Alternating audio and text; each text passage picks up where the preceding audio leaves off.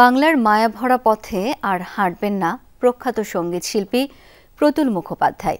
দীর্ঘদিন অসুস্থতার সাথে লড়াই করে না ফেরার দেশে পাড়ি জমালেন তিনি।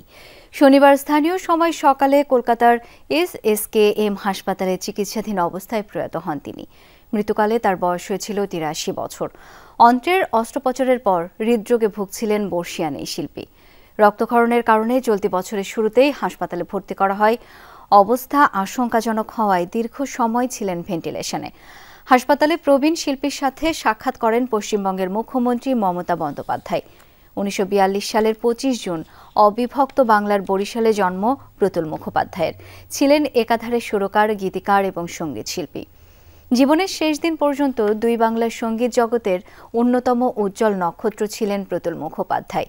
তার মৃত্যুর খবরে শোকের ছায়া নেমে এসেছে সঙ্গীতাঙ্গনে।